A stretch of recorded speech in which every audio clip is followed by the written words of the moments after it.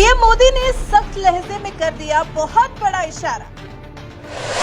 अनुच्छेद 370 की बहाली का सपना देखने वालों को दो टूक। ब्रह्मांड की कोई ताकत नहीं करा सकती 370 की बहाली।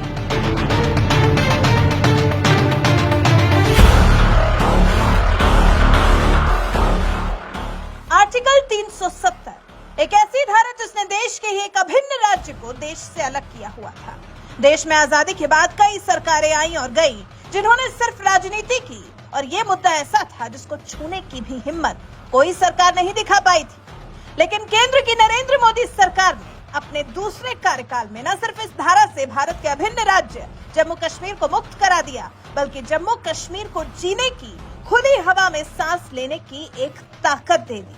हालांकि इसके विरोध में आवाजें खूब उठी, आवाजें सुप्रीम कोर्ट तक भी पहुंची, लेकिन जब सुप्रीम कोर्ट ने ही अनुच्छेद 370 की बहाली वाली आवाजों को थाम दिया, तो फिर कौन है जो सुप्रीम कोर्ट से ऊपर जाकर अनुच्छेद 370 की बहाली करवाएगा? सुप्रीम कोर्ट ने अनुच्छेद 370 के खात्मे के विरोध में दायर की गई याचिकाओं को खारिज करते हुए कहा, अनुच्छेद 370 एक अस्थायी प्रावधान था। विलय के बाद जम्मू कश्मीर संप्रभु राज्य नहीं। विलय के साथ जम्मू कश्मीर ने संप्रभुता छोड़ी।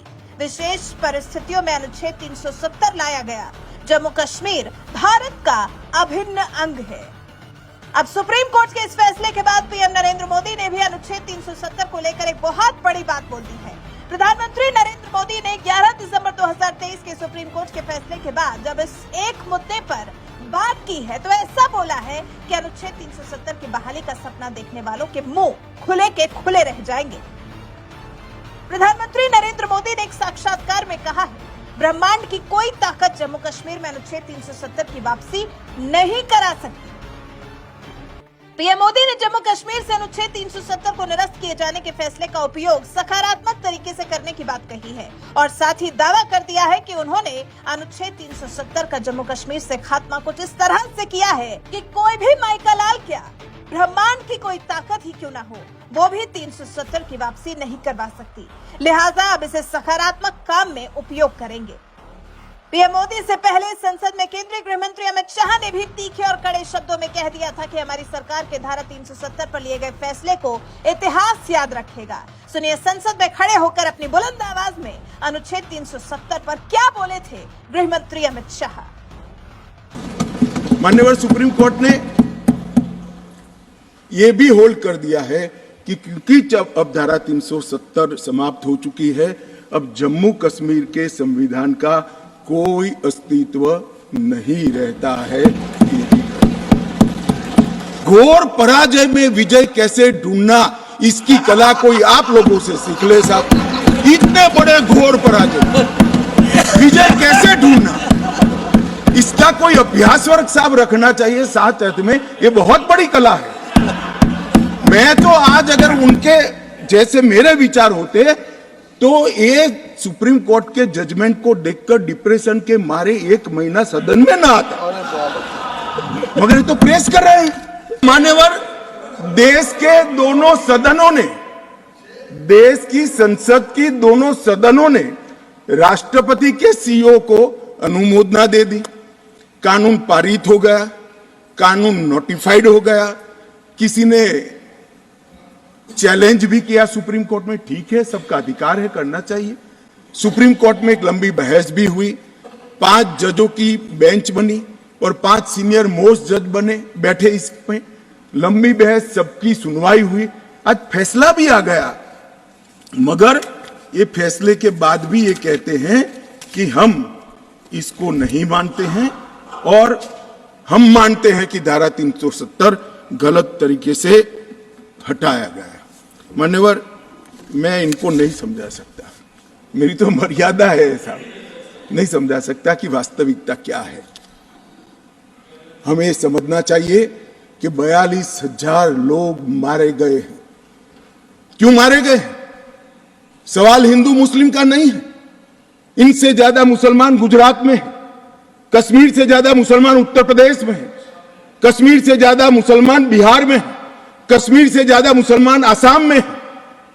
क्यों वहां अलगाववाद नहीं हुआ? क्यों वहां टेररिज्म नहीं हुआ? बाउंड्री का भी सवाल नहीं है साहब।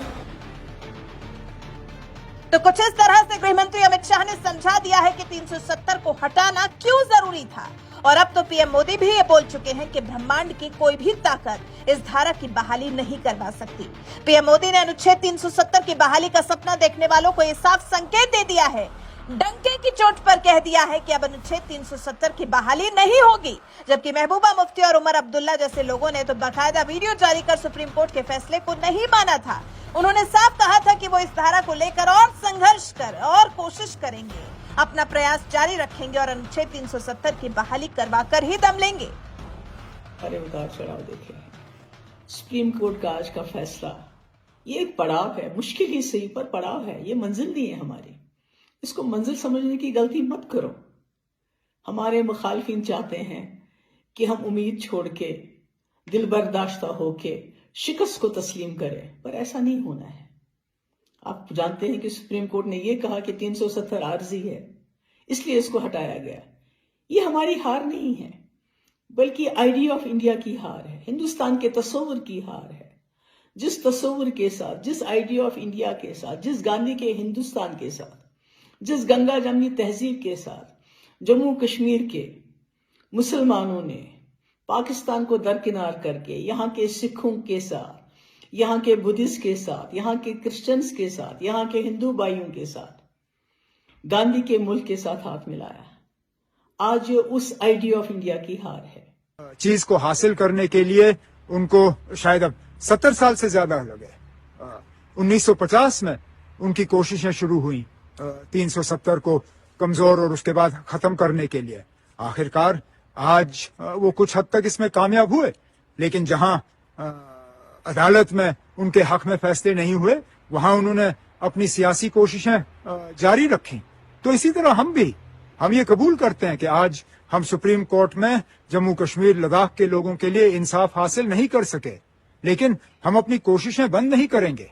पुरअमन तरीके से आईन, कानून, इन चीजों का साथ लेके हम भी इसी तरह सियासी तौर जद्दोजहद करेंगे। इन्हीं लोगों की मंशा पर, इन्हीं लोगों के सपनों पर पीएम मोदी ने पानी फेरा है। इन्हीं लोगों को इशारों में संकेत दे दिया है पीएम मोदी ने कि अब आप माने या ना माने, लेकिन ब्रह्मांड की कोई भी ताकत अब इस एक अनुच्छेद की बहाली नहीं करवा सकती। जम्मू कश्मीर भारत का अभिन्न अंग था, है और हमेशा रहेगा। वैसे आप पीएम मोदी की इस बात से कितने सहमत हैं? पीएम मोदी ने जिस तरह से सख्त रुख अपनाते हुए साफ लफ्जों में कह दिया है कि अनुच्छेद 370 फिर कभी लागू नहीं हो सकेगा। इस बारे में आपकी राय हमें कमेंट कर जरूर बताएं। साथ ही हमारे चैनल को सब्सक्राइब कर बेल आइकन दबाना बिल्कुल न भूलें।